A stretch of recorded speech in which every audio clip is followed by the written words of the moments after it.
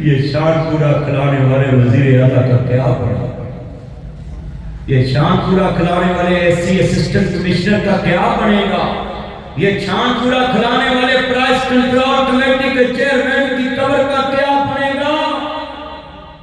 کہتے ہیں میں نے سکی روٹی پانی چراغ کو پیو دینی، حضرت سلمان کی لے کے آئے ہیں، آدھے حضرت نے اپنا ایمان بچا کے لے۔ ادھر فیصل آباد میں ایک وزیر ہے، میں اس کو جانتا ہوں، اس کے پاس ایک ٹوٹی سی موٹر سائیکل ہوتی تھی، میں نے 7 سال فیصل آباد جمعہ پڑھایا، اب بھی میں نے ادھر ہی اپنی فیکٹری بنائی ہوئی ہے غلام آباد میں، میں ادھر جاتا ہوں اور مجھے اچھی بچی پتہ ہے وہاں کا، میں نے 26 سال تو مجھے تقریر کرتے ہو گئے نا، 25-26 سال میں لوگوں کے پاس جاتا ہوں، گاؤں جا رہا ہوں، تو میں نے اس کی ٹوٹی موٹر سائیکل دیکھی ہوئی تھی، اور آج ہر کالونی میں اس کی کوٹھی ہے، آج ہر روڈ پہ اس کا پیٹرول پمپ ہے، آج ہر روڈ پہ اس کا کاروبار ہے۔ اس کی وجہ کیا ہے؟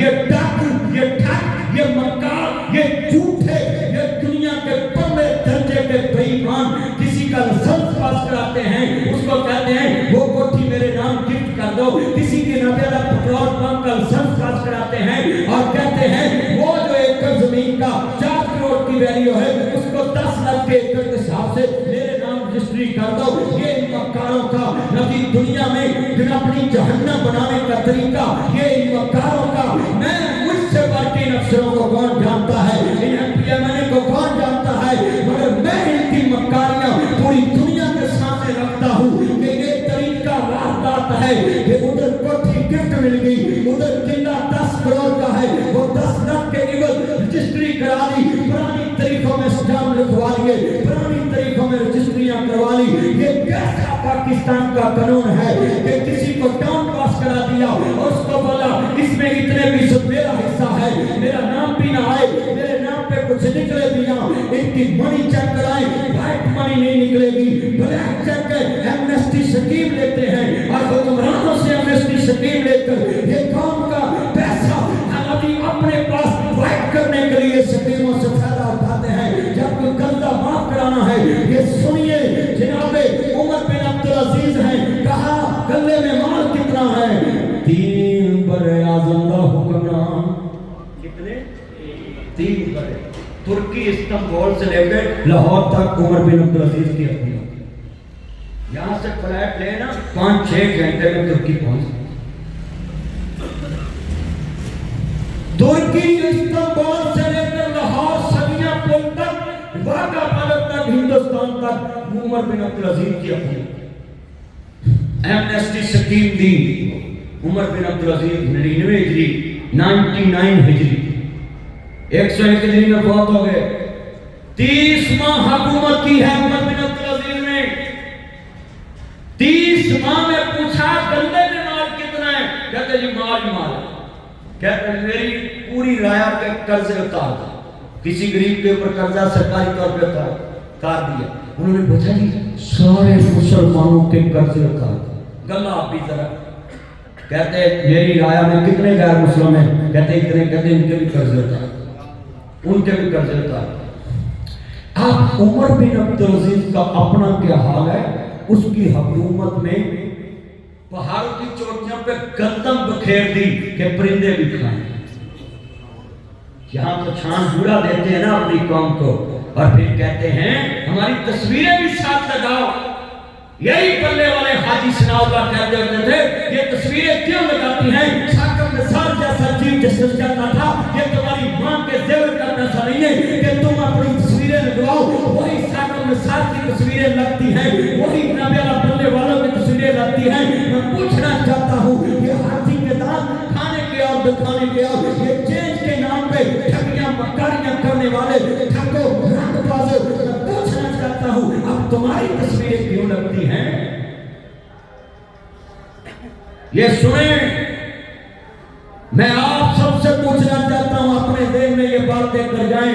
سعید بن عامر کہتے ہیں، عمر بن عبدالعزیز کہتے ہیں ایمنسٹی سکیم دے دی ہے، قرضہ اتر گیا سب کا، کوئی زکات دینے والا نہیں۔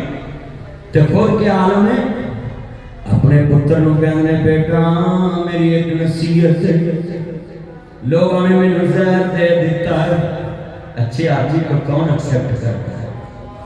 जालिमों ने जहर दे दिया उमर बिन अब्दुल अजीज। लियाकत अली खान ने यही कहा था कि मैंने गरीब अमीर को एक जैसी जमीन देनी, उसको गोली मरवा दी।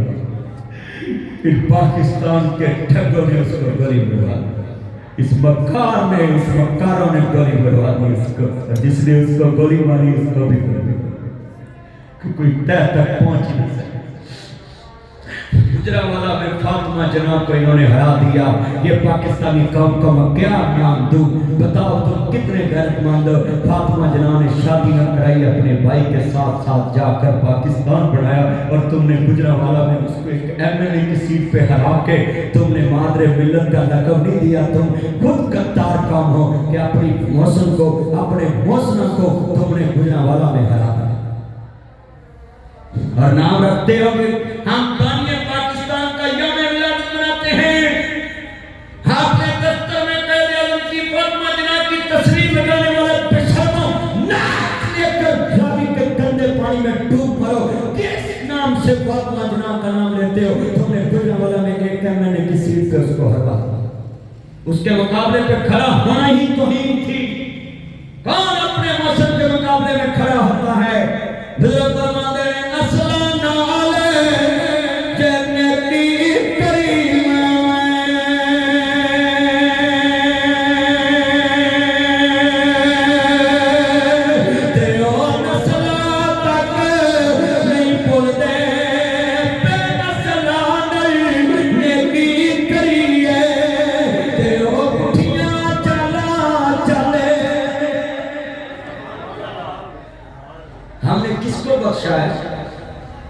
हमने कायदे आज़म को एम्बुलेंस वो दी जिसमें तेल ही नहीं कि जाओ इधर मर जाओ।